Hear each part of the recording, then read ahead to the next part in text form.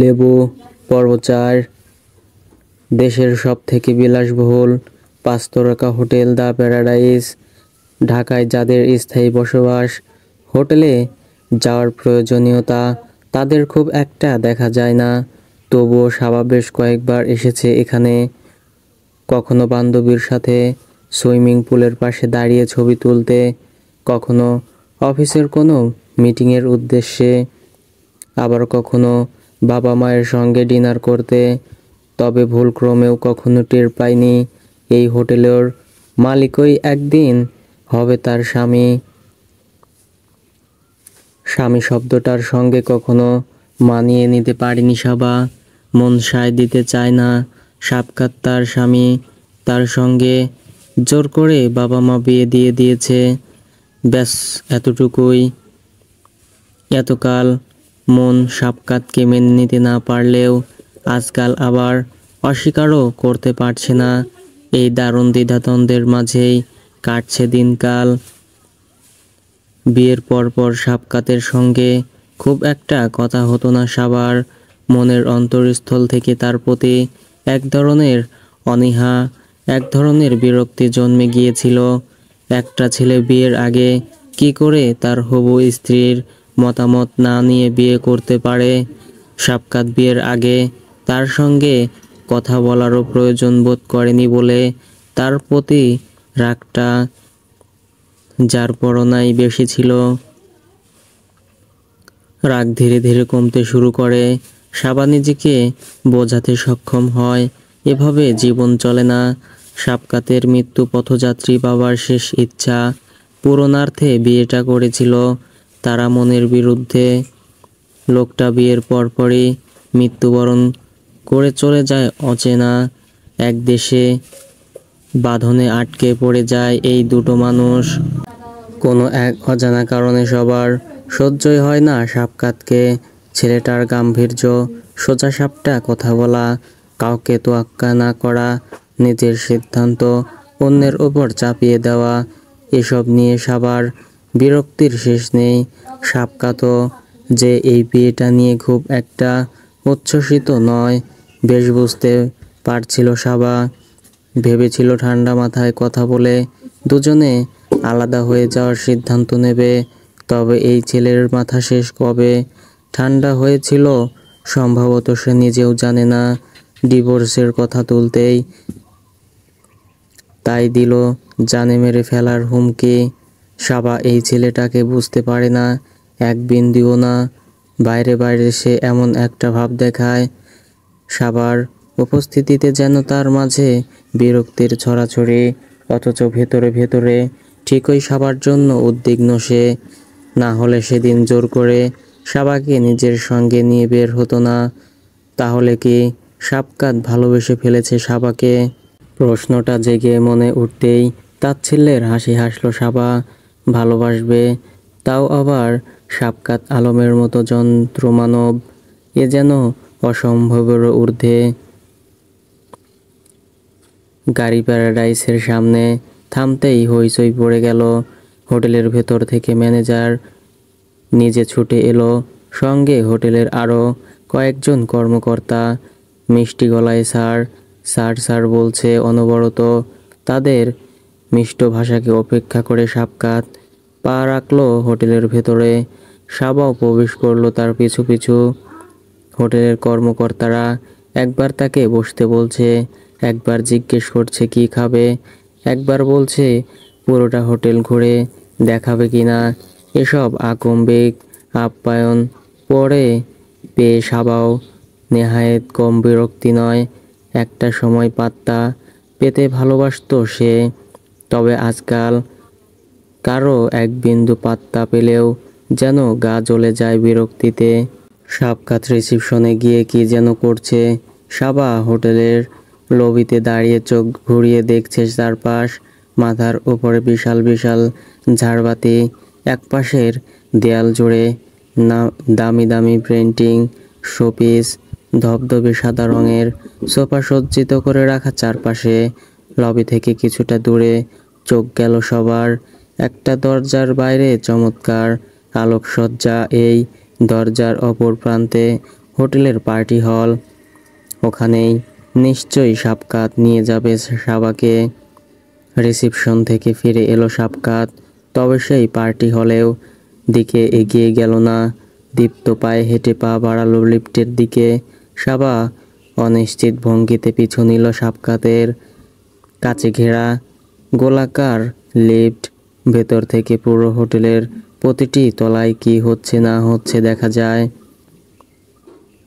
সাবা বিভ্রান্ত গলায় বলল, আমরা উপরে যাচ্ছি কেন? পার্টি না নিচে হবার কথা? সাবকাত তার প্রশ্নের উত্তর দিল না, বরং রহস্যের ক্ষীণ হাসি হেসে বলল, বা এতটুকু বুদ্ধি আছে তাহলে তোমার? মেয়েরা অনেক কিছুই আগে ভাগে আঁচ করতে পারে, তেমনই কিছু একটা আঁচ করে সাবা কম্পিত স্বরে বলল, কোথায় নিয়ে যাচ্ছেন আমাকে? সাবকাত নির্বিকার ভঙ্গিতে বলল, আমার প্রেসিডেন্সিয়াল শ্যুটে। এই হোটেলের সব থেকে জাঁকজমক প্রেসিডেন্সিয়াল শ্যুটটা গেস্টের ভাড়া দেওয়া হয় না, সেটা সাবকাতের একান্ত নিজস্ব। মাঝে মধ্যে ক্লান্ত হয়ে পৃথিবীর সব কিছুর ওপর বিরক্তি ধরে গেলে সাবকাত এখানে এসে ঘুমের ওষুধ খেয়ে ঘুমিয়ে থাকে দিনভর। সাবা খানিক ভীতস্বরে বলল, কেন? সাবকাত কৃত্রিম আক্ষেপ নিয়ে বলল, না, ভুল ভেবেছিলাম। এক ফোঁটা বুদ্ধি নেই তোমার মাথায়। কি বলতে চাচ্ছেন? হেয়ালি না করে বলুন তো। সাবকাত সরাসরি সাবার চোখের দিকে তাকিয়ে অন্যরকম গলায় বলল, একটা ছেলে একটা মেয়েকে হোটেল রুমে কেন নিয়ে যায় সাবা? শীতল স্রোত বয়ে গেল সাবার গা বেয়ে। যে ভয়টা মনে মনে বেড়ে উঠছিল সেটাই সত্যি হলো। সাবকাতের পাশে নিরাপদ দূরত্ব বজায় রেখে দাঁড়িয়েছিল সে। এক নিমিষে ছিটকে গিয়ে সেই নিরাপদ দূরত্বটাকে আরেকটু নিরাপদ করে দিল সাবা। লিফটের বাটনগুলোর কাছে গিয়ে দাঁড়ালো। নিজের অজান্তেই তার কম্পিত আঙুলগুলো গিয়ে পড়ল ডোর ওপেন বাটনের উপরে। তবে চলন্ত লিফট তৎক্ষণাৎ থেমে পড়ল না। সাবা ভয় মিশ্রিত গলায় বলল, আমি বের হব। সাবকাত তার কাছে এগিয়ে আসতে আসতে দাঁতে দাঁত চেপে বলল, ডোন্ট ইউ ডেয়ার টু। মুহূর্তেই সাবকাত চেপে ধরল সাবার বাহু। এতটাই জোরে চেপে ধরেছে, সে ব্যথায় কোকিয়ে ওঠার উপক্রম সাবার। তবুও বিনা প্রতিবাদে সাবা সহ্য করল সেই ব্যথা। ব্যথার থেকে মনে বাড়তে থাকা ভয়ের তীব্রতা প্রবল। সাবা সাবকাতের পোক্ত বাঁধন থেকে নিজের হাতটা ছাড়িয়ে নেওয়ার চেষ্টা করে বলল, ছাড়ুন আমাকে, আমি বের হব। এতক্ষণে লিফটের দরজা খুলে গেছে, তারা পৌঁছে গেছে তাদের গন্তব্য 13 তলায়। সাবকাত সাবার বাহু আঁকড়ে ধরেই তাকে নিয়ে বেরিয়ে গেল লিফটের বাইরে। রহস্যমাখা গলায় বলল, সেই সুযোগ আর তোমার কাছে নেই সাবা, অনেক দেরি হয়ে গেছে। ভয়ের মাঝেও সাবকাতের প্রেসিডেন্সিয়াল শ্যুটের চাকচিক্য মুগ্ধ না হয়ে পারল না সাবা। হোটেলের মধ্যে এ যেন আলাদা একটা বাড়ি। দরজা খুলে যেতেই চমৎকার একটা লিভিং রুম। গোলাকার সোফার মাঝখানে সেন্টার টেবিল, সোফার সামনেই দেয়ালে ঝুলন্ত প্রকাণ্ড টিভি, দেয়ালের একপাশে বিশাল পিয়ানো। আসলেই এই পিয়ানো কাজ করে নাকি সৌন্দর্যের জন্য রাখা হয়েছে কে জানে। সোফার পাশ দিয়েই চলে গেছে সিঁড়ি, সিঁড়িগুলো স্বচ্ছ কাচের, সিঁড়ির রেলিং কাচের। সাবকাত সাবাকে নিয়ে উঠে যাচ্ছে এক একটা সিঁড়ি বেয়ে। প্রতিক্রিয়া জানাতেও ভুলে গেছে সাবা। ঘূর্ণাক্ষরেও যদি টের পেত সাবকাতের মনে এই উদ্দেশ্য রয়েছে, কখনোই আসতো না তার সঙ্গে। নিজেকে সাবকাতের হাতে তুলে দেবে না সাবা, কিছুতেই না। তবে কি করে তাকে বাধা দেওয়া যায় তাও বোধগম্য হচ্ছে না এই মুহূর্তে। মেয়েটা কি এতটাই অসহায়? উপরে এসে সাবার হাত ছেড়ে দিল সাবকাত। তার চোখে মুখে কোনো ভিন্নতা নেই, চিরচেনা গম্ভীর্য লেগে আছে সাবকাতের চোখ দুটোতে। তবে এই গম্ভীর্যের মাঝেও যেন খানিক ভিন্নতা রয়েছে। খালি চোখে দেখা না গেলেও বুঝতে পারছে সাবা। এক পা করে এগুচ্ছে সে, একটু একটু করে তার দিকে এগুচ্ছে সাবকাত। সাবার মাঝে এই মুহূর্তে ভয়ের থেকেও যে জিনিসটা সবচেয়ে বেশি কাজ করছে তা হলো নার্ভাসনেস।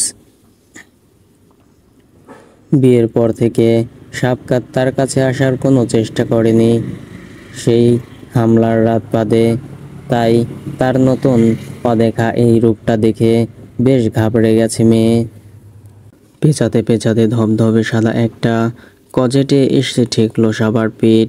তার পেছানোর পথ নেই, এগিয়ে গিয়ে পালানোর পথ নেই। তার খুব কাছাকাছি চলে এসেছে সাবকাত। একটা হাত সাবার পাশ দিয়ে কটেজে বেঁধে কেমন ঘোর লাগা চোখে তাকিয়ে আছে সাবার দিকে। তার দৃষ্টি উপেক্ষা করে সাবা জড়সড় ভঙ্গিতে বলল, দেখুন, আমি এসবের জন্য প্রস্তুত নই। সাবকাত চোখের কোণে সূক্ষ্ম হাসির রেখা নিয়ে বলল, আচ্ছা, কোন সবের জন্য? সাবা আকুতির স্বরে বলল, প্লিজ আমাকে যেতে দিন। আচমকা সাবকাত আরেক হাত কজেটের দরজা খুলে সেখান থেকে বের করে আনলো হ্যাঙ্গারে ঝোলানো একটা শাড়ি। রেডি হয়ে নাও, এই জিন্স প্যান্ট পরে পার্টিতে গিয়ে আমার প্রেস্টিজের 12টা বাজানোর প্ল্যান করছিলে। রীতিমতো বোকা বনে গেল সাবা। ছি ছি, দিন দিন তার বিবেক বুদ্ধি এতই লোপ পাচ্ছে, তাকে বোকা বানানো এতটাই সোজা হয়ে গেছে আজকাল। হ্যাঙ্গারটা সাবার হাতে ধরিয়ে দিয়ে সরে গেল সাবকাত। বিছানার পাশের সোফায় গায়ে এলিয়ে দিয়ে সিগারেট ধরালো। সাবার বড় বড় দু চোখ দুটো যে কোনো মুহূর্তেই হাসতে বাধ্য করবে তাকে। নিজের হাসি দেখাতে চায় না সে মেয়েটাকে। নিজেকে সামলে স্বাভাবিক হতে অনেকটা সময় লাগলো সাবার। নিজের বোকামি দেখে নিজেরই গা জ্বলে যাচ্ছিল রাগে। কিছুটা স্বাভাবিক হতেই সাবা থমথমে গলায় বলল, আমার শাড়ি পরা নিয়ে তো আপনার মাথা ব্যথার শেষ নেই, তাহলে নিজেই আবার শাড়ি পরতে বলছেন কেন? সাবকাত নির্বিকার ভঙ্গিতে বলল, ভদ্রভাবে শাড়ি পরলে কোনো মাথা ব্যথাই থাকবে না। সাবা প্রতিবাদের সুরে বলল, দেখুন, আমি সব সময় ভদ্রভাবেই শাড়ি পরি। সাবকাত মৃদু ধমক দিয়ে বলল, এই মেয়ে, সারাক্ষণ শুধু তর্ক করো কেন? আর কোনো কাজ নেই? যাও তাড়াতাড়ি রেডি হয়ে এসো। ঘরের পাশেই একটা ড্রেসিং রুম আছে, সেখানে গিয়ে শাড়িটা পরে নিল সাবা। সোনালি রঙের জর্জেট শাড়ি, পাড়ে লাল পাথর দিয়ে শুকনো শুকনো কাজ করা ডিজাইনের শাড়ি হওয়ার সুবাদে ব্লাউজ সঙ্গেই ছিল। শাড়িটা পরে হালকা সাজলো সাবা। ব্যাগ থেকে লিপস্টিক আর কাজল বের করে এগুলো দিয়েই সেজে নিল। ড্রেসিং রুম থেকে বেরিয়ে সাবা দেখে ঠিকই এই থমথমে ভঙ্গিটা বজায় রেখে সোফায় বসে থাকা সাবকাতকে মোবাইলের দিকে এক দৃষ্টিতে তাকিয়ে কে যেন টাইপ করছে। সাবা তার দৃষ্টি আকর্ষণের উদ্দেশ্যে বলল, চলুন। সাবকাত অন্যমনস্কে চোখ দুটো তুলে একবার সাবাকে দেখে আবারও তা ফিরিয়ে নিয়েছিল মোবাইলের দিকে। আচমকা আবারও চোখ তুলে তাকালো সাবার দিকে। শাড়ি আর খোলা চুলে অদ্ভুত সুন্দর লাগছে সাবাকে। মেয়েটা এমনিতেই সুন্দর, তবে হঠাৎ হঠাৎ তাকে এমন অচেনা সৌন্দর্যে দেখে বুকের ভেতর বড়সড় ধাক্কা খেয়ে ওঠে সাবকাত। ঠিক এই মুহূর্তে মনের মাঝে সুপ্ত ইচ্ছা জেগে উঠল যে ভয়টা দেখিয়ে সাবাকে এ ঘরে নিয়ে এসেছিল, সেই ভয়টা সত্যি করেই তুলতে। বহু কষ্টে নিজেকে সামলে সিঁড়ি বেয়ে নিচে নেমে এলো সাবকাত। সাবাও নামলো তার পিছু পিছু, সঙ্গে ফেললো ছোট্ট দীর্ঘশ্বাসও। না জানি আজ আরো কত কি অপেক্ষা করছে তার ভাগ্যে। জাজ মিউজিক বাজছে গোটা হল জুড়ে, ক্ষীণ উজ্জ্বল আলোর ছড়াছড়ি চারপাশে। পারফিউমের ঘ্রাণ, সিগারেটের গন্ধ সব মিলিয়ে আছে বাতাসে। সাবকাতের সঙ্গে বিয়ের পর থেকে প্রায় বাধ্য হয়েই দু একটা হাই প্রোফাইল পার্টিতে এসেছে সাবা। আজও নেহায়েত বাধ্য হয়েই এসেছে। যেদিকে চোখ যায় সেদিকেই নামি দামি মুখ, সেলিব্রিটি, বিজনেসম্যানরা, রাজনীতিবিদদের মেলা বসেছে যেন এই পার্টি হলে। সকলের সামনে সাবার হাত ধরে হেঁটে যাচ্ছে শাবকাত। সামনে যে পড়ছে অতি উচ্ছ্বাস নিয়ে কথা বলছে তাদের সঙ্গে। সব থেকে অদ্ভুত ব্যাপার, শাবকাতের হাতটা ধরে বিন্দুমাত্র অস্বস্তি বোধ হচ্ছে না সাবার। এর আগে মানুষকে দেখানোর খাতিরেই হোক, যতবারই শাবকাত তার হাতটা ধরেছে ততবারই মনে হয়েছে কখন সে ছাড়া পাবে। অথচ আজ সেই প্রশ্ন জাগছেই না মনে। বিচিত্র ভালো লাগার এক ঢেউ খেলে যাচ্ছে মনের মাঝে। অগাধ ভরসা আছে যেন শাবকাতের স্পর্শের মাঝে। সাবার হাতটা ধরে রেখেই শাবকাত বুড়ো আঙ্গুল ধীর স্থির ভঙ্গিতে বুলিয়ে দিচ্ছে তার হাতের উপরে। এই এতটুকু কাজ সাবাকে এলোমেলো করে দেওয়ার জন্য যথেষ্ট। সাবা ভেবেছিল জীবনে প্রেম, ভালোবাসা, মন মানসিকতা তার মধ্যে থেকে হারিয়ে গেছে। অনুভূতিহীন যন্ত্রমানবী হয়ে গেছে সে। তবে তারই মতো আরেক যন্ত্রমানব এসে কি করে তার মধ্যে প্রাণ ফিরিয়ে আনছে। যে মানুষটাকে সাবা বিন্দুমাত্র সহ্য করতে পারে না, তার প্রতি দিন দিন দুর্বলতা বাড়ছে কেন? মিনিট দশেকের মাঝেই অধৈর্য হয়ে পড়ল সাবা। অচেনা মানুষকে অহেতুক কেমন আছেন, ভালো আছি বলা নেহায়েত সহজ কাজ নয়। সাবা বিরক্ত ভঙ্গিতে নিচু গলায় বলল, আর কতক্ষণ থাকতে হবে এখানে? শাবকাত সবার থেকে বেশ অনেকখানি লম্বা, তার দিকে ঝুঁকে কানের কাছে ঠোঁট নিয়ে বলল, বেশিক্ষণ থাকবো না, একটু পরেই চলে যাব। কেমন জড়সড় হয়ে গেল সাবা। ইদানিং শাবকাত বারবার অজুহাত খুঁজছে তার কাছাকাছি আসার, আর সাবার মনটাও হয়ে উঠেছে বেহায়া নির্লজ্জ। শাবকাতের এই কাছে আসাগুলো ভালো লাগার প্রবল স্রোতে ভাসিয়ে দেয় তাকে, এই যেমন এই মুহূর্তে দিচ্ছে। সাবা অন্যদিকে চোখ ফিরিয়ে কোমল গলায় বলল, কেন করছেন এসব? শাবকাত ভ্রু কুঁচকে বলল, কোন সব? সাবা অন্যরকম গলায় বলল, এই যে আমার হাত ধরে হাঁটছেন, কানে কানে কথা বলছেন, মানুষকে দেখানোর জন্য। শাবকাত নির্বিকার ভঙ্গিতে বলল, আমি কাউকে দেখানোর জন্য কিছু করি না। সাবা হঠাৎ খেয়াল করলো কিছুটা দূরে বার কাউন্টারে বসা দুজন নারী হাঁ করে তাকিয়ে আছে তাদের দিকে। দুজনের পরনেই জাঁকজমক পোশাক, মুখে করা মেকআপ, দুজনেই পরিচিত মুখ। সিনেমার জগতে নায়িকা হিসেবে বেশ নাম কামিয়েছে তারা।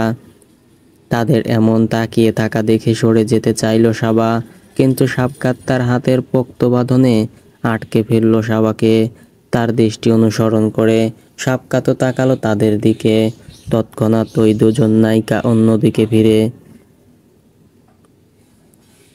শাবকাত শুকনো হাসি হেসে বলল, দেখতে দাও, 8 মিলিয়ন মানুষের পৃথিবী, কয়জনের চোখ বন্ধ করে রাখবো? সাবার বিশ্বাসই হচ্ছে না এই মুহূর্তটা বাস্তব, মনে হচ্ছে যেন স্বপ্নদৃশ্য কোনো। সে আর শাবকাত ঝগড়া না করে স্বাভাবিকভাবে কথা বলছে, কিংবা বলা ভালো, তাদের এই কথোপকথন স্বাভাবিকেরও ঊর্ধ্বে। সাবা শাবকাতের দিকে তাকিয়ে হিয়ালি সুরে বলল, ভুল করলেন শাবকাত আলম। শাবকাত বিভ্রান্ত গলায় বলল, কোন ভুল? সাবা তাচ্ছিল্যের হাসি হেসে বলল, সুন্দরী নায়িকার আপনার সঙ্গে কথা বলার, ফ্লার্ট করার সুযোগ খুঁজছে, আর আপনি আমার মতো একটা মেয়ের হাত ধরে হাঁটছেন। শাবকাত শান্ত কিন্তু তীক্ষ্ণ স্বরে বলল, নিজেকে এত আন্ডার এস্টিমেট করবে না সাবা, তুমি নিজেও জানো না তুমি কি। সাবা একরাশ আগ্রহ নিয়ে বলল, কি আমি? শাবকাত কয়েক মুহূর্ত ভেবে উত্তরটা খুঁজে পেল না। আসলেই তো, কি আছে এই মেয়েটার মধ্যে? নিজেকে প্রতিনিয়ত সামলে রাখার চেষ্টা করেও কেন সামলে রাখতে পারছে না শাবকাত? কেন একটু একটু করে দুর্বল হয়ে পড়েছে মেয়েটার প্রতি? শাবকাত কোনো উত্তর খুঁজে না পেয়ে ঘোর লাগা কণ্ঠে বলল, সেটা তো আমিও জানি না।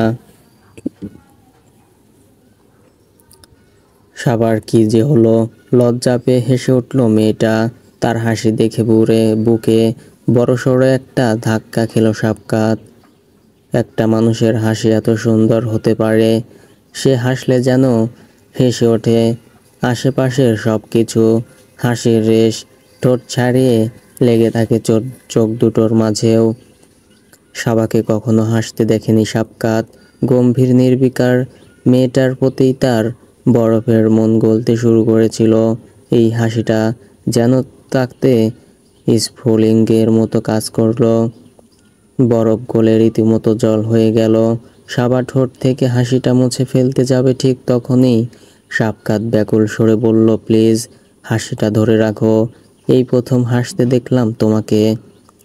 সাবার মনের মাঝে যেন হাজারো প্রজাপতি উড়ে যাচ্ছে। কি হচ্ছে এসব? এই মানুষটাকে তো সে সহ্য করতে পারে না, তাহলে কেন অসহ্যকর এই মানুষের প্রতি অনুভব হচ্ছে প্রেমে পড়ার মোহনীয় অনুভূতি? সাবা কি তবে প্রেমে পড়ে যাচ্ছে সাবকাতের? এই সর্বনাশটাই হওয়া বাকি ছিল।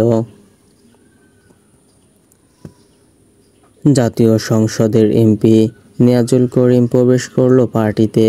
তার উপস্থিতিতে কয়েকজন বিজনেসম্যান আর সাংবাদিক ঘিরে ধরল তাকে। রাঘব বোয়ালদের সঙ্গে সুসম্পর্কে কেনা রাখতে চায় যে নিজেই রাঘব বোয়াল, সে হয়তো চায় না। নিয়াজ সাহেবকে দেখেও তার দিকে এগিয়ে গেল না সাবকাত। সাবাকে নিয়ে পার্টি হলের শেষ মাথায় থাকা কাউচগুলোর একটায় বসলো। ঘিরে ধরা মানুষগুলোর সঙ্গে কুশলাদি বিনিময় করে নিয়াজ সাহেব নিজেই এলেন সাবকাতের কাছে। ভদ্রতার খাতিরে উঠে দাঁড়ালো সাবকাত। তার দেখা দেখি সাবাও উঠে দাঁড়ালো। নিয়াজ সাহেব হ্যান্ডশেকের জন্য হাত বাড়িয়ে দিলে গম্ভীর মুখে হ্যান্ডশেক করলো সাবকাত। নিয়াজ সাহেব হাসি খুশি গলায় বললেন, সাবকাত, কতদিন পর দেখা। প্রতি উত্তরে কিছুই বলল না সাবকাত। কতদিন পর নিয়াজ সাহেবকে দেখে তার মাঝে যে বিন্দুমাত্র উচ্ছ্বাস নেই তা তার চোখে মুখে স্পষ্ট।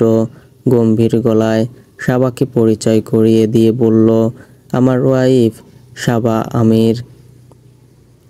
সাবা ক্ষীণ গলায় বলল, আসসালামু আলাইকুম। নিয়াজ সাহেব বিগলিত গলায় বললেন, ওয়ালাইকুম আসসালাম।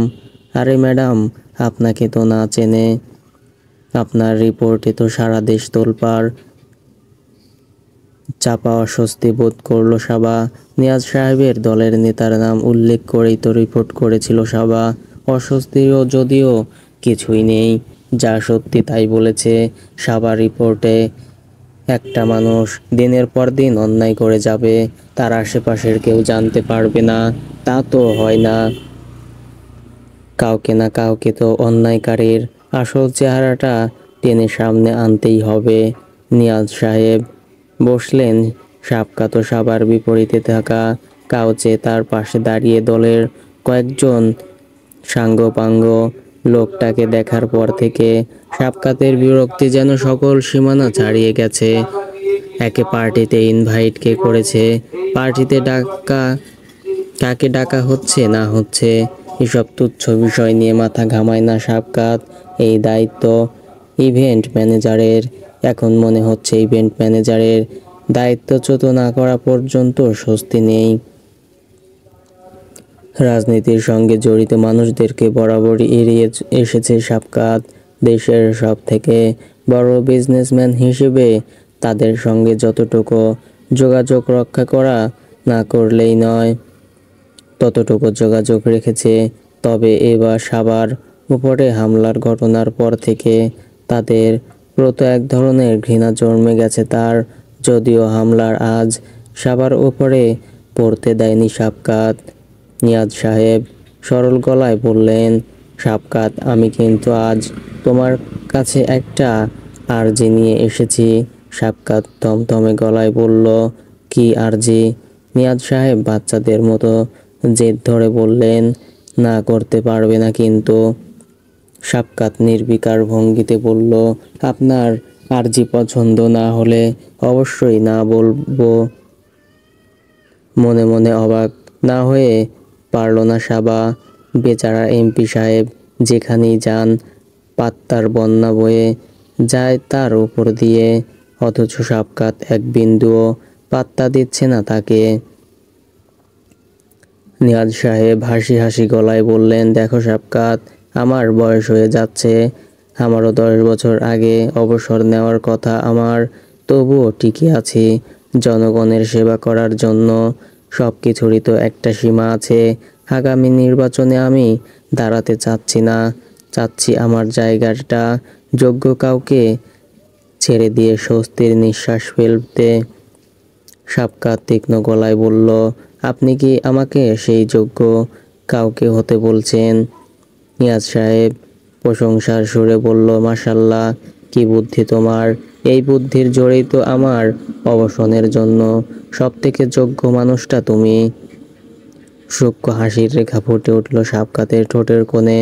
তাকে নিয়ে পলিটিক্স খেলার চেষ্টা করছেন নিয়াজ সাহেব। সাবকাতের স্ত্রীর উপর তাদের দলের নেতা হামলা করার চেষ্টা করেছে। সাবকাত সেই নেতার উপরে করছে পাল্টা আক্রমণ। দুপক্ষের কারোরই তেমন কোনো ক্ষতি না হলেও দলের সঙ্গে তিক্ততার সূচনা ঘটে গেছে তাদের সবথেকে বড় বিজনেসম্যানের। এই তিক্ততা চলতে থাকতেই সাবকাতের থেকে দলের ক্ষতিটাই বেশি। তাই তো তাকে এমপির আসন ছেড়ে দিয়ে তিক্ততার নিষ্পত্তি করতে চাচ্ছেন নিয়াজ সাহেব। সাবকাত তীক্ষ্ণ স্বরে বলল, নিয়াজ সাহেব, পলিটিক্সের মতো নোংরা খেলা আপনারা খেলবেন, এসবের মধ্যে আমাকে জড়ানোর চিন্তাও করেন কি করে? সাবকাতের এমন সোজাসাপটা জবাবে রীতিমতো থতমত খেয়ে গেলেন নিয়াজ সাহেব। বহু কষ্টে নিজেকে সামলে নিয়ে বললেন, কিছু মনে না করো না সাবকাত, আমাদের দলের নেতা না বুঝে একটা ভুল করে ফেলেছে। ওর উপর পাল্টা আক্রমণ করাটা কিন্তু পলিটিক্সই। সাবকাত শীতল গলায় বলল, পলিটিক্স না, প্রতিশোধ। যা আমার, তার দিকে কেউ চোখ তুলে তাকানোর সাহস যদি হয় তবে তাকে আমার হাতেই শেষ হতে হবে। সাবা অবাক দৃষ্টি নিক্ষেপ করে সেই তখন থেকে তাকিয়ে দেখছে সাবকাতের কর্মকাণ্ড। মানুষটার সাহস আছে বলতে হবে। হঠাৎ হোটেলের ম্যানেজার এলো জরুরি কিছু বলতে সাবকাতকে। নিয়াজ সাহেব কিছু একটা বলতে যাচ্ছিলেন, তার আগেই তাকে থামিয়ে দিয়ে সাবকাত বলল, এক্সকিউজ মি। সাবার পাশে কাউকে বসেই নিচু স্বরে ম্যানেজারের সঙ্গে ব্যবসায়িক আলাপ করছে সাবকাত। নিয়াজ সাহেব কি করবেন ভেবে পাচ্ছেন না। যে কোনো মূল্যেই আজ রাতে সাবকাতকে নির্বাচনের অংশে নেওয়ার জন্য রাজি করিয়ে ফেলবেন ঠিক করেছিলেন। তবে তিনি ভুলে গিয়েছিলেন কতটা একরোখা আর স্পষ্টবাদী সাবকাত। সাবাকে চুপচাপ বসে থাকতে দেখে নিয়াজ সাহেব বিভ্রান্তির হাসি হেসে বললেন, আপনার রিপোর্ট আমি প্রায়ই দেখি, খুব সুন্দর উপস্থাপনা আপনার। সাবা ভদ্রভাবে বলল, থ্যাংক ইউ। আপনার গ্রামের বাড়ি কোথায়? গা জ্বলে গেল সাবার। লোকটা যা করছে ইংরেজি ভাষায় তাকে বলে স্মল টক। অহেতুক কোনো কারণ ছাড়া জোরপূর্বক একটা মানুষের সঙ্গে কথোপকথন চালিয়ে যাওয়া। সাবার সঙ্গে কোনো প্রকার কথোপকথনে জড়ানোর দরকারই বা কোথায় তার? তবুও ভদ্রতার খাতিরে উত্তর দিল সাবা, বরিশালে। ও আচ্ছা, আপনার বাবা কি করে? Retired magistrate. বা, আপনারা কয় ভাই বোন? প্রশ্নটা কানে আসতেই চমকে উঠল সাবকাত। ম্যানেজারের সঙ্গে জরুরি কথোপকথন স্থগিত করে তাকালো সাবার দিকে। মুহূর্তেই মেয়েটার চোখ মুখ রক্তশূন্য হয়ে উঠেছে। নিঃশ্বাস পড়ছে না তার, বন্ধ। চোখ দুটো রক্তিম বর্ণ ধারণ করেছে।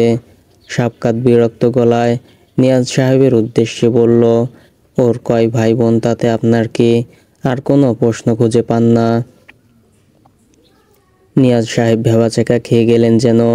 ভাই বোন নিয়ে প্রশ্ন করার এতটা রেগে যাওয়ার কি হলো? মানুষের কি ভাই বোন থাকে না? নিয়াজ সাহেবের বিস্মিত দৃষ্টি উপেক্ষা করে সাবার হাতটা শক্ত করে ধরে উঠে দাঁড়ালো সাবকাত। তার হাতটা ধরেই পা বাড়ালো দরজার দিকে। সাবা কি করে যে হাঁটছে সে নিজেও জানে না, বিন্দুমাত্র জোর পাচ্ছে না পা দুটোয়। একটি শিশু প্রথম উচ্চারিত শব্দ সাধারণ কি হয়? মা কিংবা বাবা। তবে সাবার ক্ষেত্রে এমনটা হয়নি। 7.5 মাস বয়সে ভাঙ্গা ভাঙ্গা গলায় সে উচ্চারণ করেছিল তার জীবনের প্রথম শব্দ, বা। বা অর্থ ভাইয়া। আহনাফের বয়স যখন 11 বছর, তখন জন্ম হয় সাবার। যে বয়সটায় তার বন্ধুদের সঙ্গে সাইকেল নিয়ে ঘুরে বেড়ানোর কথা, মাঠে ক্রিকেট ব্যাট হাতে ঘাম ঝরানোর কথা, সেই বয়সটা আহনাফ পার করেছে সর্বক্ষণ ছোট বোনের পাশে থেকে। নিজের শৈশবটা একাই কাটিয়ে দেওয়ার পর হঠাৎ যখন তার জীবনে সাবা এলো, তখন যেন আবারও শিশু হয়ে গেল আহনাফ। সাবার জীবন তার জীবন্ত খেলনা। বোনকে হাত ধরে হাঁটতে শিখিয়েছে, পড়তে শিখিয়েছে, কথা বলতে শিখিয়েছে। আত্মীয় স্বজনরা বলা বলি করতো, ভাগ্য করে এমন ভাই পাওয়া যায়। সাবাও বিরাট ভক্ত তার ভাইয়ার। ভাইয়া সামনে বসে না থাকলে সে খাবে না।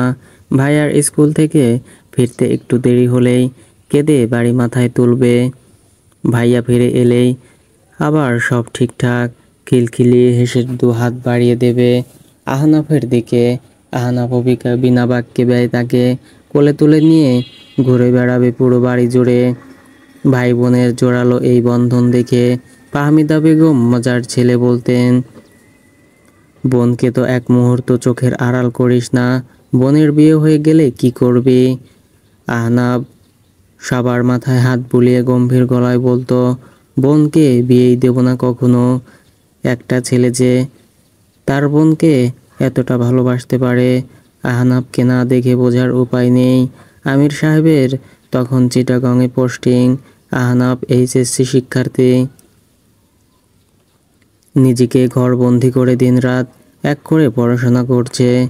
সাবা তখন ক্লাস 3 এর ছাত্রী। একই এলাকার স্কুল হওয়ায় আশেপাশের বেশিরভাগ বাড়িতেই তার বান্ধবীদের বসবাস। বান্ধবীরা রোজ সকালে দল বেঁধে স্কুলে যায়, আবার বাড়ি ফেরার সময় দল বেঁধে গল্প করতে করতে ফেরে টানপিটে। সাবার তখনও বাড়ি থেকে একা বের হওয়ার অনুমতি মেলেনি। বাবা অফিসে যাওয়ার পথে তাকে স্কুলে দিয়ে আসতেন, ছুটির সময় মা বাড়িতে নিয়ে আসতেন। এই ছিল রোজগার নিয়ম। বান্ধবীদের দল বেঁধে স্কুলে যাওয়া নিয়ে সাবার মনে কষ্টের শেষ ছিল না। চিরকালই তার কষ্টগুলোর একটাই স্থায়ী সমাধান, তার ভাইয়া। এবারও বরাবরের মতো ভাইয়ার কাছে আবদার করলো, তাকে যেন বাড়ি থেকে বান্ধবীদের সঙ্গে স্কুলে যাওয়ার অনুমতি দেওয়া হয়। আহনাফ কথায় যেন জাদু আছে যে ফাহমিদা বেগম কখনো মেয়েকে একা ছাড়েন না। মিনিট কয়েকের মধ্যেই ছেলের কথায় রাজি হয়ে গেলেন তিনি। কাঙ্ক্ষিত অনুমতি পেয়ে একরাশ উচ্ছ্বাস নিয়ে সাবা ভাইয়াকে জড়িয়ে ধরে পরদিনের স্কুলের জন্য ব্যাগ গুছিয়ে রাখলো। প্রথম দিন সব ঠিকঠাক ছিল। এই প্রথম একা ঘর থেকে বেরিয়ে সাবার আত্মবিশ্বাস হয়ে দাঁড়ালো আকাশচুম্বী। বান্ধবীদের সঙ্গে গল্প আর হাসাহাসির ছলে কখন যে বাড়ি পৌঁছে গেল নিজেরই খেয়াল রইল না। বিপত্তি বাঁধল দ্বিতীয় দিন। সাবার স্কুল ছুটি হয় 11:30টায়। বান্ধবীদের সঙ্গে গল্প করতে করতে 15 মিনিট দেরি হতেই পারে, তবে সেদিন 1 ঘন্টা পেরিয়ে গেল। সাবার বাড়ি ফেরার নামগন্ধ নেই। ফাহমিদা বেগম দুশ্চিন্তায় অস্থির হয়ে স্বামীকে ফোন করলেন। আমির সাহেব অফিস থেকে ছুটে এসে চারিপাশে খোঁজ করলেন। ছুটে গেলেন সাবার স্কুলে, মেয়েটা কোথাও নেই। পরদিন আহনাফের পদার্থবিজ্ঞান এর দ্বিতীয় পত্রের পরীক্ষা। বরাবরই পদার্থবিজ্ঞানে সে একটু কাঁচা, তবুও বইপত্র ফেলে রেখে ছুটে গেল বাইরে। দিনভর একটা অটোরিকশা ভাড়া করে খুঁজে বেড়ালো বোনকে। সাবাকে শেষমেশ পাওয়া গেল প্রায় 1 কিলোমিটার দূরের একটা বিরিয়ানির দোকানে। সঙ্গে পাওয়া গেল তার আরও 3 বান্ধবীকে। তারা টাকা জমিয়েছে এই দোকানের বিরিয়ানি খাবে বলে, ঠিক মতো এসেও পড়েছে। তবে ফেরার সময় পথ ভুলে গেছে। আহনাফের জায়গায় অন্য কোনো ভাই থাকলে সবার আগে প্রচণ্ড এক ধমক দিত সাবাকে, অথবা সজোরে গালে 5 আঙ্গুলের ছাপও ফেলে দিতে পারত। আহনাফ বলেই হয়তো কোনো প্রকার রাগ দেখালো না। বোনকে ফিরে পেয়েছে, এতেই যেন তার প্রাণ জুড়িয়ে গেল। সাবার বাকি 3 বান্ধবীকে দায়িত্ব নিয়ে বাড়ি ফিরিয়ে দিয়ে তাকে চকলেট কিনে দিয়ে কোলে করে যখন বাড়ি ফিরে এলো, ফাহমিদা বেগম মেয়েকে মারাত্মক বকাঝকা শুরু করলেন। আহনাফ সে মুহূর্তেও হাসি মুখে সামলেছে মাকে। যে পদার্থবিজ্ঞান দিয়ে আহনাফের এত ভয়, সেই পদার্থবিজ্ঞানকেই আপন করে নেয়। এইচএসসির পর এই বিষয়েই চট্টগ্রাম বিশ্ববিদ্যালয় থেকে অর্জন করে স্নাতকোত্তর ডিগ্রি। ততদিনে সাবার স্কুল জীবন শেষ। আমির সাহেবেরও অবসরের বয়স হয়েছে। সপরিবারে তাই ফিরে এলেন ঢাকায়, নিজের বাড়ি করলেন। সাবা নামি একটা কলেজে পড়াশোনার সুযোগ পেল। আহনাফ ওদিকে একটা প্রাইভেট বিশ্ববিদ্যালয়ে লেকচারার হিসেবে জয়েন করলো। পরিবারটা স্বপ্নের মতোই সুখী ছিল সে সময়টায়। এতটাই সুখী ছিল যে তারা ভুলে গিয়েছিল সব স্বপ্ন সুখের হয় না। কিছু কিছু স্বপ্ন হয় ভয়ঙ্কর, বিভীষিকাময়।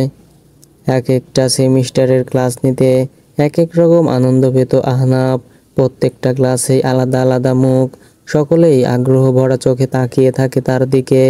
প্রথম প্রথম তো ছাত্রছাত্রীদের মুখে স্যার ডাক শুনতেও কেমন লজ্জা লাগতো। আসলেই কি সে এতটা যোগ্য?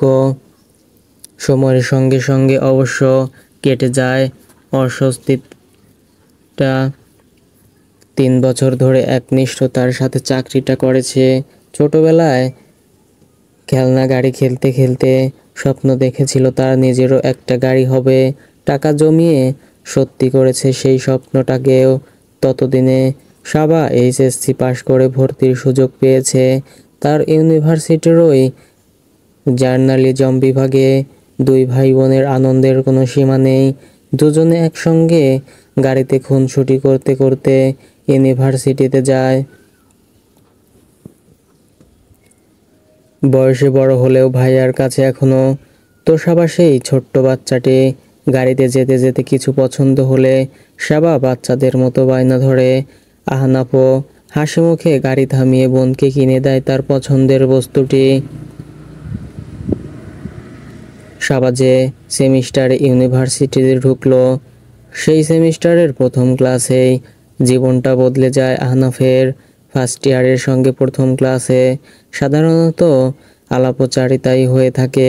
আহনাফও সেই পরিচিত হচ্ছিল তার নতুন ছাত্রছাত্রীদের সঙ্গে।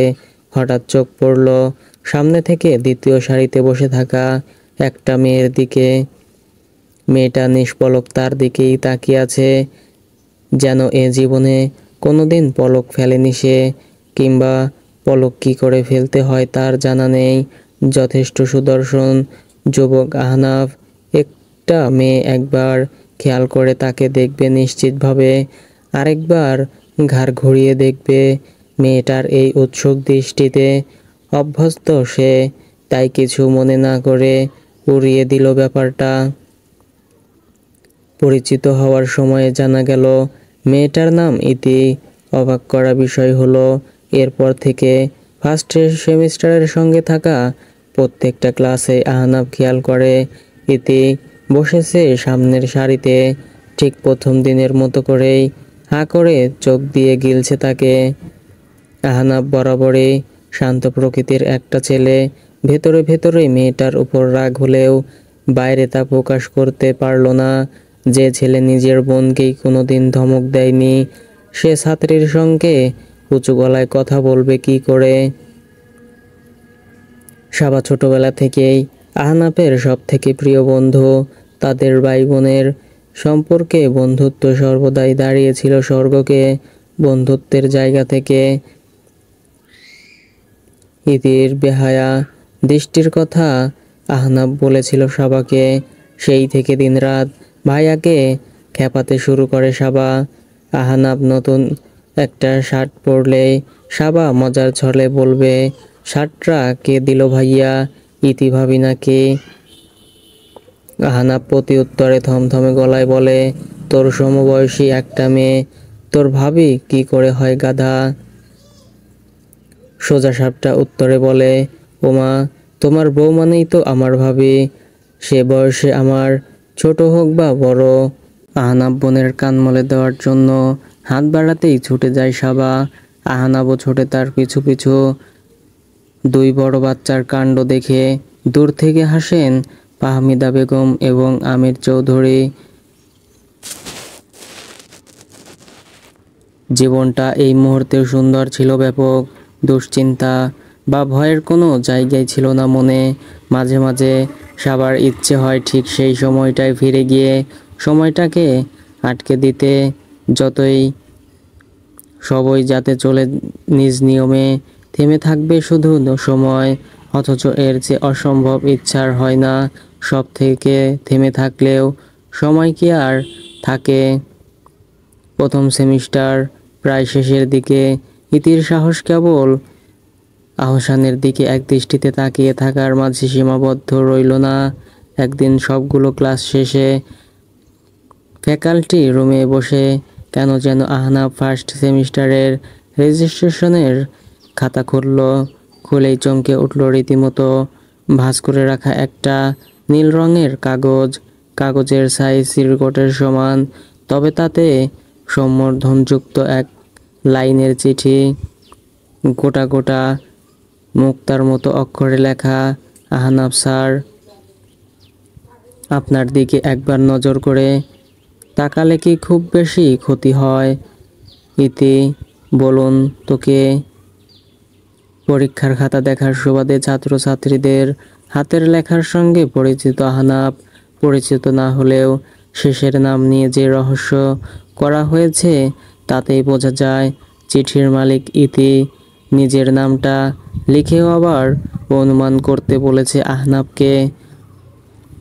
পরদিন সকালে ইউনিভার্সিটিতে পা রাখতেই আহনাব ডেকে পাঠালো ইতিকে। ভেবেছিল ধরা পড়ে।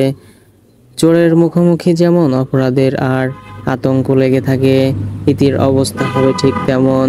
তবে দেখা গেল তার মধ্যে অপরাধবোধের ছিটে ফোঁটাও নেই।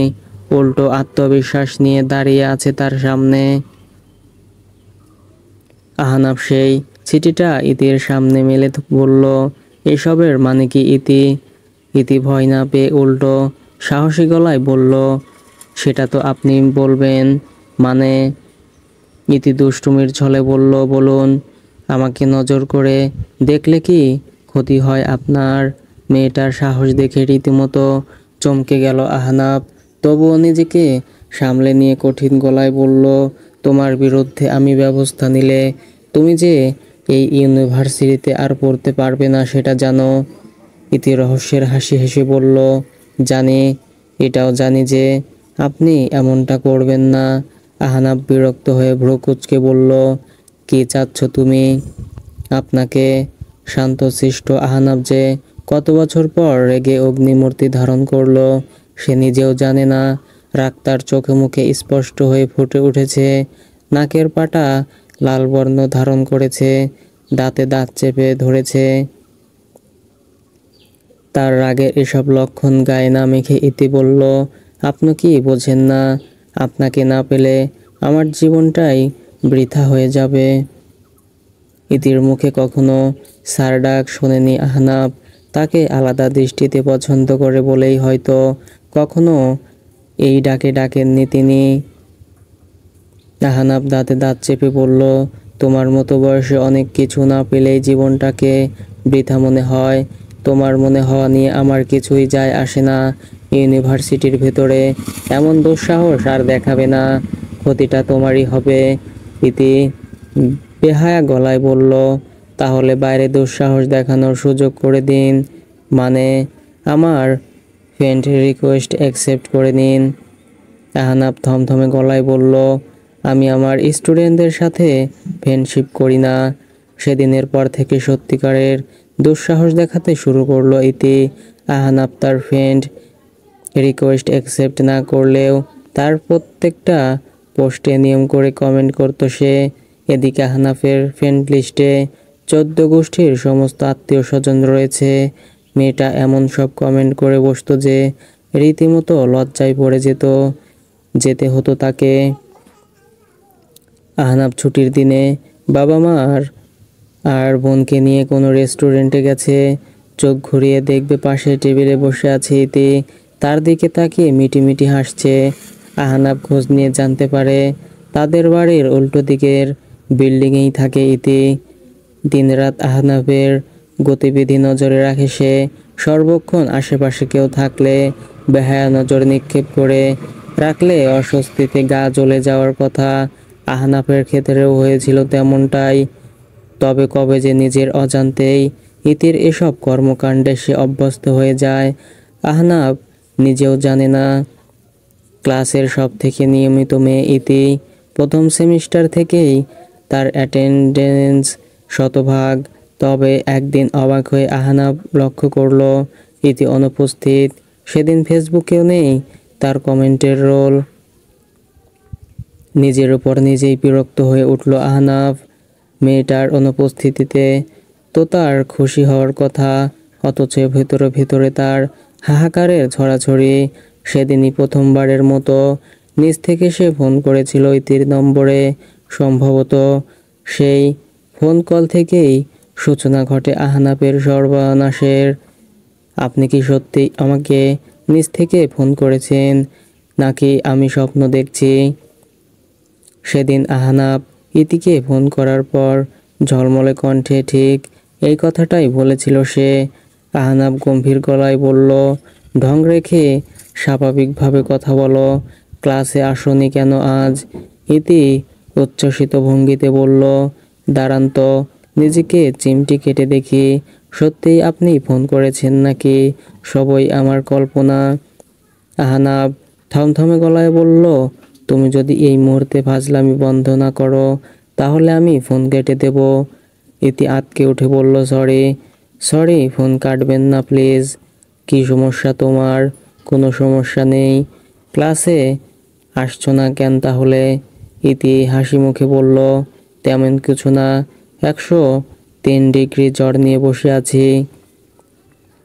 মনে মনে বেশ চমকে উঠল আহনাব। 103 ডিগ্রি জ্বর নিয়ে একটা মানুষ কিভাবে হাস্যোজ্জ্বল ভঙ্গিতে কথা বলতে পারে? এটা কি আহনাফের কাছ থেকে ফোন কল পাওয়ার আনন্দ, নাকি মেয়েটা এমনিতেই এমন পাগলাটে? আহনাব ভাবনা শেষ হওয়ার আগেই ইতি আবার উৎফুল্ল ভঙ্গিতে বলল, দেয়ালে পিঠ থেকে না গেলে আমি ক্লাস মিস দেই না। 40 মিনিট সামনাসামনি দেখার সুযোগ হাতছাড়া কোন পাগল করবে? আহনাব শাসনের সুরে বলল, অযথা ঘোরাঘুরি করে বেড়ালে জ্বর তো আসবেই। ইতি দুষ্টুমির ভঙ্গিতে বলল, মিস করেছেন নাকি আমাকে? আহনাব বিরক্ত গলায় বলল, তোমাকে মিস করতে যাব কোন দুঃখে? আমার আর কোনো কাজ নেই। ইতি সঙ্গে সঙ্গে অন্যরকম গলায় বলল, আচ্ছা, তা আপনি কি ক্লাসের সব অ্যাবসেন্ট স্টুডেন্টদের ফোন করে খোঁজ খবর নেন? নিজেকে নিজেই প্রশ্ন করতে ব্যস্ত হয়ে পড়ল আহনাব। আসলেই তো, যে মেয়েটাকে সে ছাত্রীর থেকে বেশি আর কিছুই মনে করে না, তার একদিনের অনুপস্থিতি এত কেন ভাবাচ্ছে তাকে? ইতির বিরক্তি করা চাহনি যেখানে সেখানে পিছু নেওয়ার অভাব কেন এমন প্রবলভাবে হাহাকারের সৃষ্টি করছে তার মাঝে? আহনাব বুঝতে পারছিল মেয়েটার জন্য তার মনে আলাদা একটা জায়গা তৈরি হয়ে গেছে। ইতি নিজেই সেই জায়গা দখল করে নিয়েছে। অন্যান্য 10 জন ছাত্রছাত্রীর মতো সাধারণের কাতারে ফেলে তাকে নিয়ে চিন্তা করতে পারে না আহনাব। মেয়েটা যেন সকলের থেকে একটু আলাদা, একটু বিচিত্র। কিন্তু সেই বৈচিত্র্য কোথায় এটাই ধরতে পারছিল না আহনাব। পরদিন আবারও ক্লাসে ফিরল ইতি। সবকিছু আগের মতোই স্বাভাবিক, আহনাফও স্বাভাবিক। তবে এই স্বাভাবিকতার মধ্যেই নিজে মাঝে অদ্ভুত এক পরিবর্তন লক্ষ্য করল সে। ইতির এক দৃষ্টিতে তার দিকে তাকিয়ে থাকাটা এখন আর বিরক্তিকর বলে মনে হয় না। উল্টো ইতি এক মুহূর্তের জন্য অন্যদিকে দৃষ্টি ফেরাতে অস্বস্তি লাগে। ফেসবুকে তার এক একটি পোস্টের নিচে ইতির বেপরোয়া কমেন্টগুলো এখন আর মুছে ফেলে না।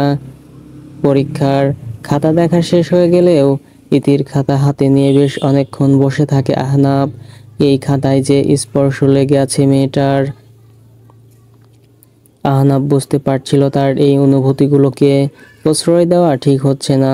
শিক্ষক হিসেবে নিজের অন্যান্য ছাত্রীদের জন্য তার মনে যে স্নেহের অনুভূতি, ইতির জন্যেও সেই একই অনুভূতির বাইরে ভিন্ন কিছু অনুভব করা উচিত নয়।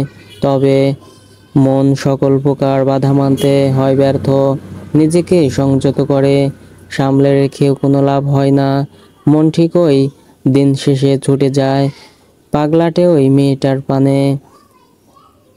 কয়েকটা মাস মনের সঙ্গে দ্বিধাদ্বন্দ্বের মাঝেই কেটে যায়। এক রাতে আহনাব তার কয়েকজন বন্ধুদের সঙ্গে গেল নামি দামি একটা রেস্টুরেন্টে। তার বন্ধুদেরই একজনের জন্মদিন উপলক্ষে রাত 12টায় কেক কাটা হবে। শুরু হলো বন্ধুদের সঙ্গে তুমুল আড্ডা।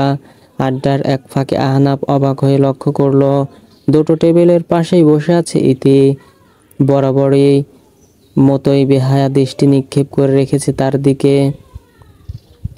ইতিকে দেখেই চমকে উঠল না আহনাব। এমন একটা ভান করলো যেন ইতির এখানে থাকাটাই স্বাভাবিক। বন্ধুদের সঙ্গে আড্ডা, কেক কাটা পর্ব শেষ করলো। বন্ধুরা যে যার মতো বিদায় নেওয়ার পর গেল সে ইতির কাছে। আহনাব ক্লান্ত ভঙ্গিতে বলল, যেখানেই যাই সেখানেই ফলো করো আমাকে, টায়ার্ড লাগে না তোমার? ইতি অনুতপ্ত গলায় বলল, সরি, আসলে আমি কখনোই আপনাকে বিরক্ত করতে চাই না। খেয়াল করেছেন কিনা কে জানে, আপনাকে ফলো করে যেখানে সেখানে চলে গেলেও কখনোই একবারই কথা বলতে আসি না আপনার সাথে। দূর থেকে দেখে চলে যাই শুধু। আপনাকে এক নজর দেখতে পেলেই আমার শান্তি। আহনাব ভ্রু কুঁচকে বলল, এসব বলে কি প্রমাণ করতে চাচ্ছ?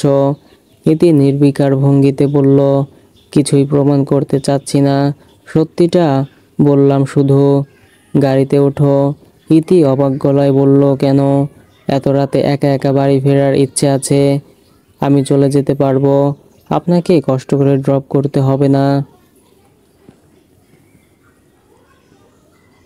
আহনাব দৃঢ় গলায় বলল, কষ্ট কোথায়? দুজনেই তো একই জায়গায় যাব। ইতি অবাক দৃষ্টিতে তাকিয়ে রইল আহনাফের দিকে। যতই সে সর্বক্ষণ আহনাফের পিছু নিয়ে বেড়াক, তাকে কখনো বুঝতে দেয়নি তার বাড়ির উল্টো দিকে ইতির বসবাস। তাহলে আহনাফ টের পেল কি করে? আহনাফ গম্ভীর গলায় বলল, তুমি যে আমাকে ফলো করতে করতে আমাকে বাড়ির সামনের বিল্ডিংয়ে উঠেছ, এটা আমি জেনে গেছি। ইতি ব্যস্ত গলায় বলল, বিশ্বাস করুন, বাসাটা ভাড়া নেওয়ার আগে আমি জানতাম না উল্টো দিকের বাড়িটা আপনার। এটা শুধুই একটা হ্যাপিকো ইনসিডেন্ট। ইতি দমে যাওয়া কণ্ঠে বলল, না মানে আমার জন্যে হ্যাপি, আপনার জন্যে শুধু ইনসিডেন্ট। আহনাব ছোট্ট দীর্ঘশ্বাস গোপন করে বলল, ওঠো ইতি। অবশেষে ইতি বাধ্য মেয়ের মতো উঠে বসলো আহনাফের গাড়িতে। গাড়ি স্টার্ট দিয়ে আহনাব তীক্ষ্ণ স্বরে বলল, এই যে পড়াশোনা বাদ দিয়ে আমার পেছন পেছন ঘুরে বেড়াও, বাবা মা কিছু বলে না? ইতি মলিন হাসি হেসে বলল, না, আমার কাছে থাকলে হয়তো অনেক কিছুই বলতো। বাবা বাসা থেকে বের হওয়া বন্ধ করে দিত, মা খুন্তি নিয়ে 2-4 ঘা লাগিয়ে দিত। আহনাব ভাবল মেয়েটার বাবা মা বোধ হয় তার থেকে দূরে গ্রামের বাড়িতে থাকে। তাই চাপা কৌতূহল নিয়ে জিজ্ঞেস করলো, কোথায় থাকে তারা? ইতি ক্ষীণ স্বরে বলল, তা তো জানি না, এতটুকু জানি তারা যেখানে গেছে সেখান থেকে কখনো ফিরে আসবে না। বুকের মাঝে বড়সড় একটা ধাক্কা খেলো আহনাব। এমন যন্ত্রণাদায়ক কথাগুলো মেয়েটাকে স্বাভাবিক ভঙ্গিতে হাসি মুখে বলে গেল কি করে? সত্যিই তার মনে পাগলাটে মেয়ে হয় না? আহনাব কোমল স্বরে বলল, আই এম সো সরি, আমি আসলে জানতাম না। ইতি ম্লান কণ্ঠে বলল, সরি বলতে হবে না, তাদের কথা কেউ মনে করিয়ে দিলে ভালোই লাগে, সচরাচর মনে পড়ে না তো তাদের কথা। সেদিন গাড়িতে আহনাব একটু একটু করে অনেকটাই জানলো ইতিকে, জানলো তার ছবি আঁকার শখের কথা, ঘুরে বেড়ানোর শখের কথা, ঘন্টার পর ঘন্টা চাঁদের দিকে তাকিয়ে থাকার ক্ষমতার কথা, যে মেয়েটাকে এতকাল সে জানতো নাছোড়বান্দা পাগলাটে একটা মেয়ে হিসেবে নতুন করে তাকে আবিষ্কার করলো আহনাব। নতুন করে আবারও তার ভালো লাগার দৃষ্টি হলো তার প্রতি, যে ভালো লাগাকে এবার আর বাধা দেওয়ার চেষ্টা করলো না আহনাব, প্রশ্রয় দিয়ে গেল মনের অজান্তেই।